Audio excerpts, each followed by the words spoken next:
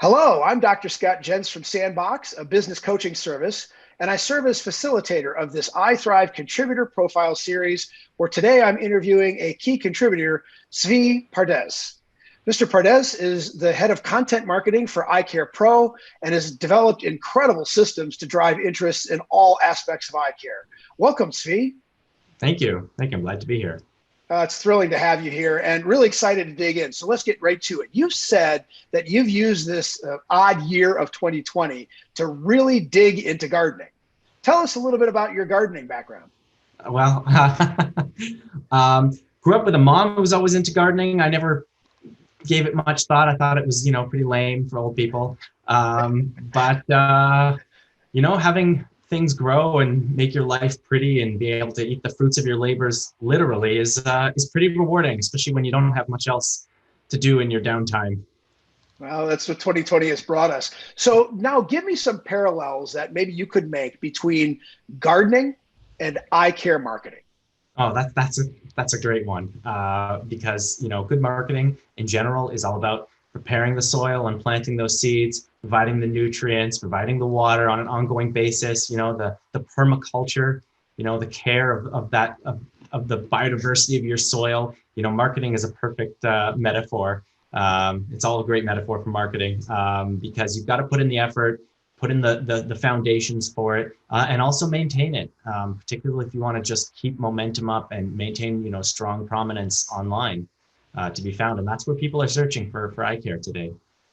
In a simple answer, do ECPs spend enough effort marketing? Oh, gosh, no. I think ECPs are strapped very much for time. It's a stressful time, consuming job. There's a lot that they should be doing. The question is, the time and money kind of balance. Our approach is we want to provide as many tools and resources and information as possible. There's nothing, esoteric or deeply secret about what we do. We just do solid digital marketing for eye care. And if you want help and want someone to do a really great job that's really, focused in and honed in on optometry, we're glad to do that for you. But we want anyone engaging with our materials to walk away with those skills and tools to do it themselves potentially.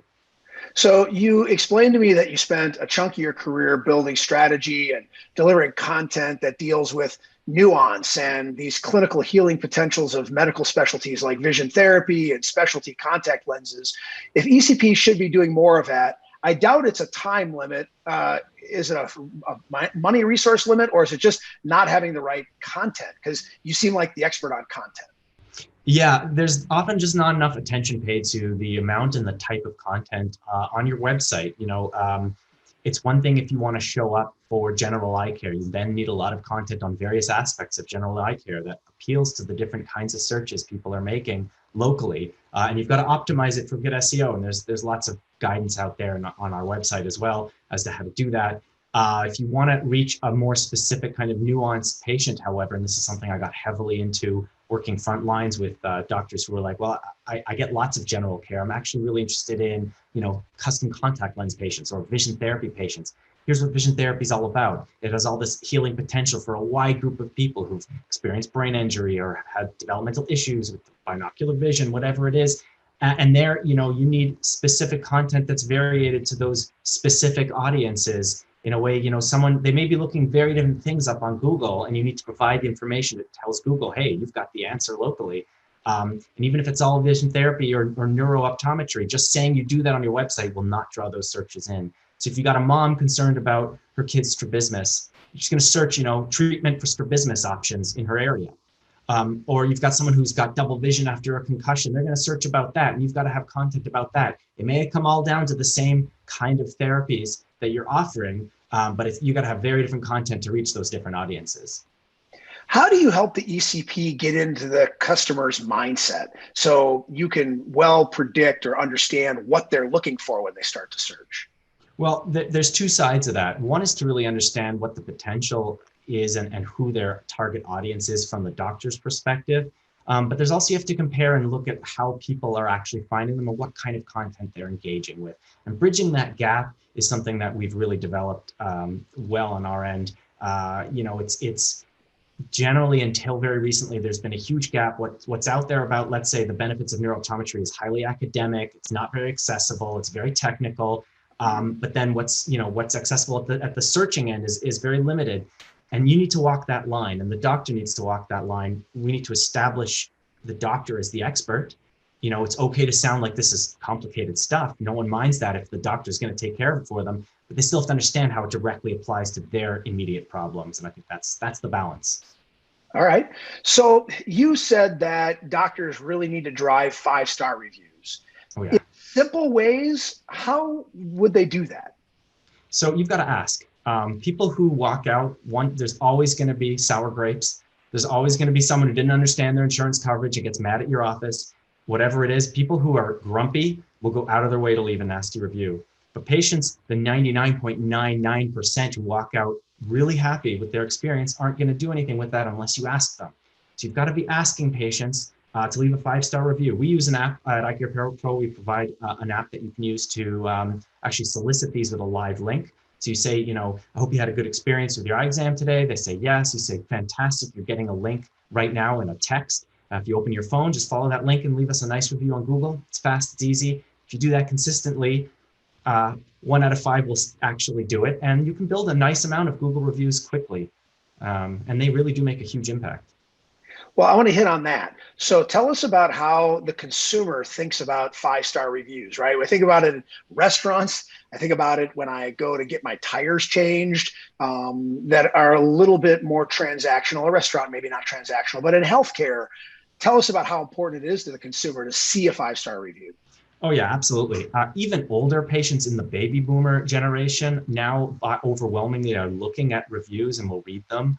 Everyone is looking at them. It's not just a millennial thing or a Gen Z thing. It's pretty standard now. People want to know what kind of patient experience they can expect and how you respond to patient concerns, which is why we recommend in most cases to also reply to reviews, good or bad. Always, always, always keep it HIPAA compliant. Never get into specifics. Never get into issues of what kind of care you provided. Never go there. But always, invite people to reach back if they have a concern or thank people for their kind words. And the thing is that the first thing you see on a Google search now, at the very top, you get those map results. The first thing you see next to each service provider, whether it's an eye doctor, chiropractor, auto mechanic, doesn't matter, is how many reviews they have and how many stars they have and their average ranking. And the other piece of that is that connects with your Google My Business. You're getting reviews in, that counts as activity on your Google My Business. You're more likely to show up higher if you've got lots of reviews coming in than someone who doesn't. That's just, it's also playing the game with the Google gods. One last thing on reviews. I think a lot of people are afraid of doing it at all because of the bad review. How do you give people simple guidance on how to deal with the bad review? So bad reviews, you generally, now, if they're totally malicious and out of there, you can flag them and report them to Google. Those are rare. If it's someone, you say, thank you for your feedback. We'd like to work this out with you to your satisfaction. Please give us a call at your office. Don't go into details. Don't argue with them. If it's someone you know personally is not going to respond well to that, leave it alone. The main thing you want to do is bury them in it's all a game, bury it in sunshine. It's just a game of statistics. Everyone gets a couple of bad reviews, and frankly, there's a little bit of suspicion people have if you're only 5-star reviews, you don't think it's real. So it's a good thing to have a few, but overall have a very strong rating, because then oh, that guy's sour grapes and that guy's sour grapes, and everyone else is the real reflection of what you're going to offer me. Well, you clearly are passionate about this. And as an eyeTHRIVE contributor, we would want to think you're going to find different kinds of ways to inspire ECPs to, look at your content and drive things. Tell us about what you think your content will look like. Well, we will probably have a whole range of things. There's a lot of ways that you can improve your online presence. So it won't just be reviews, and it won't just be about SEO. We're going to talk about branding, and we're going to talk about using video to grow your practice. And we're going to talk about how to manage the way that you reach out to new patients, the campaigns you use to engage existing and potentially new patients, social media. You can expect pretty much the gamut. That's awesome. Well, thank you, Zvi, for your incredible insights. For all of you in the eyeTHRIVE community, make sure you follow Zvi's content when it comes out. I'm sure you're going to find it helping you get to success. And make sure you check out all of our other eyeTHRIVE contributor profiles. Until then, be great at all you do.